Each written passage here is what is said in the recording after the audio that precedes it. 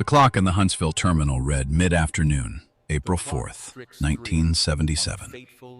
On the surface, it was a day of routine, luggage carts rattling over damp pavement and passengers glancing at their watches. But in the sky above Alabama and Georgia, the atmosphere was transforming into a monster. This is the story of Southern Airways Flight 242, a short 25-minute bus hop to Atlanta that would instead become a desperate struggle for survival against the raw power of nature and the limitations of 1970s technology. The aircraft was a sleek Douglas DC-9, registration November 1335 uniform. At the controls were Captain Bill McKenzie, a veteran with 19,000 hours of experience, and First Officer Lyman Keel. They were tired.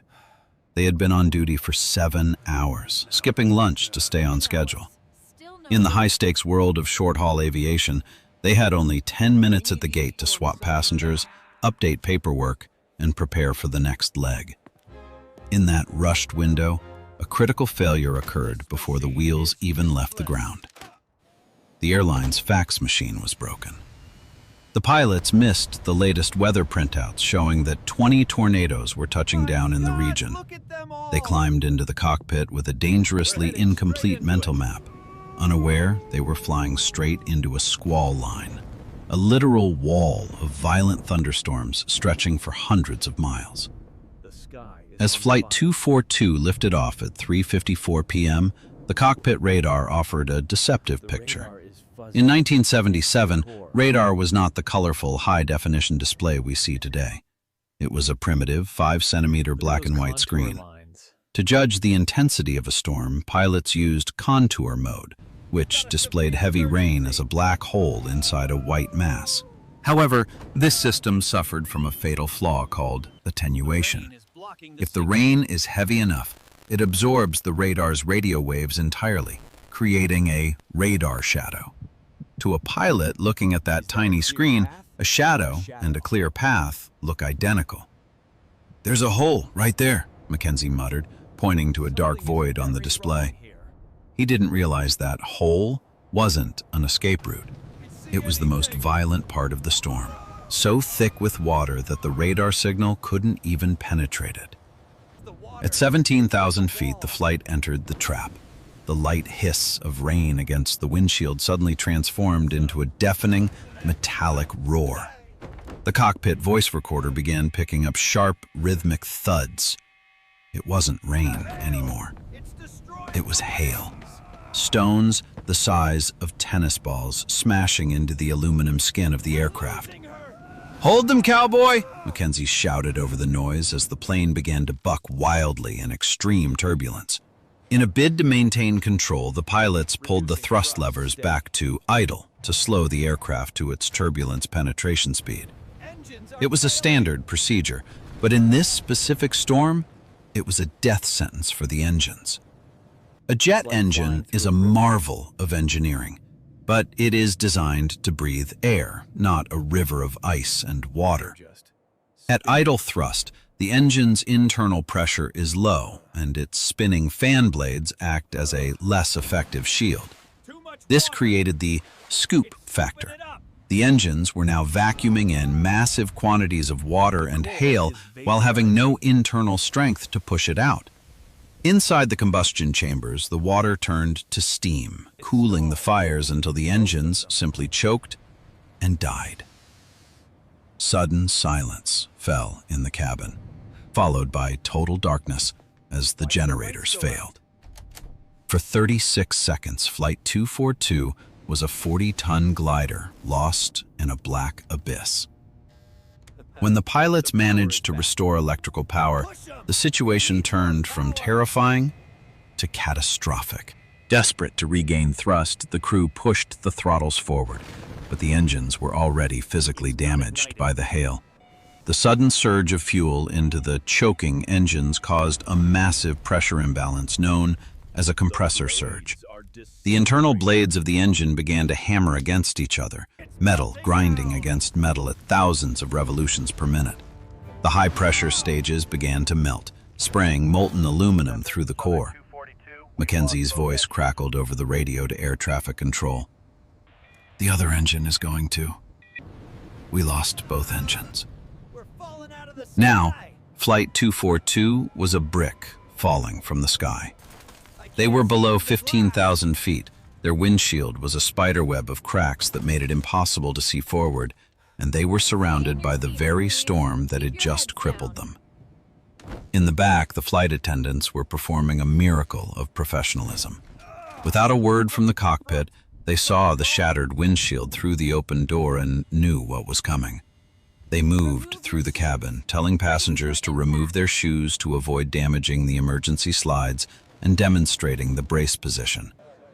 Their calm voices were the only thing keeping 81 passengers from total panic as the plane began its final, silent descent.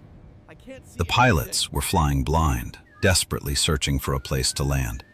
Air traffic control suggested Dobbins Air Force Base, but the math didn't work.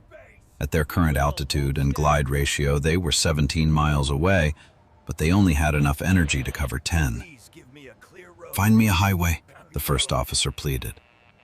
Through the cracked glass, they spotted a ribbon of gray through the trees.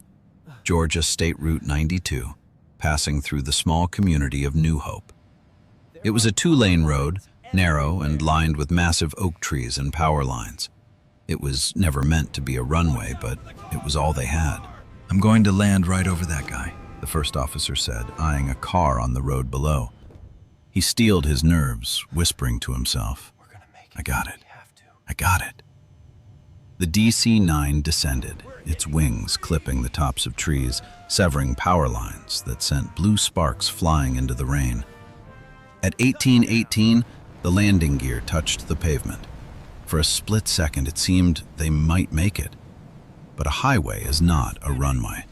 The left wing slammed into a dirt embankment, acting as a pivot that sent the fuselage careening off the road.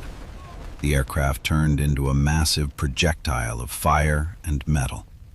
It smashed into a roadside service station, instantly killing several motorists who had stopped to fuel up.